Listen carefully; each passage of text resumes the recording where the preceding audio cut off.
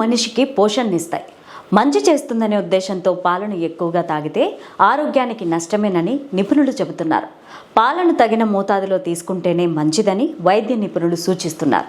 పాలలో ఉండే ప్రోటీన్లు, ఆరోగ్యకరమైన కొవ్వులు, potassium, calcium, magnesium, vitamin D, B12 వంటివి ఆరోగ్యానికి ఎంతో మేలు చేస్తాయి. అందుకే చిన్నపిల్లలతో పాటు పెద్దవాళ్ళు కూడా పాలు తాగుతారు. పాలు ఎక్కువగా తీసుకుంటే వచ్చే సమస్యల గురించి ఇప్పుడు తెలుసుకుందాం.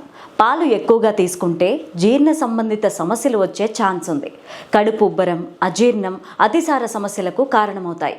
అంతేకాదు పేగు సిండ్రోమ్ సమస్య కూడా వచ్చే ఛాన్స్ ఉందని వైద్య నిపుణులు చెబుతున్నారు. అతిగా పాలు తాగితే నీరసం వస్తుంది. ముఖంపై మొటిమలు, మచ్చలు కూడా వచ్చే ఛాన్స్ ఉంది. తలనొప్పి కూడా వస్తుంది. పాలలోని క్యాలరీలు బరువు పెరుగుదలకు కారణమవుతాయి. పాలు ఎక్కువగా తీసుకుంటే రక్తహీనతకు కూడా దారితీసే అవకాశం ఉందని నిపుణులు చెబుతున్నారు. కిడ్నీలో రాళ్ల సమస్యకు కూడా పాలు కారణమవుతాయి. పాలలో ఉండే కాల్షియం కిడ్నీలో రాళ్లను ఏర్పడేందుకు దోహదపడుతుందని చెబుతున్నారు. రోజుకు 3 కప్పుల పాలను తీసుకోవచ్చు. కల్తీ లేని పాలను తీసుకుంటే మంచిది.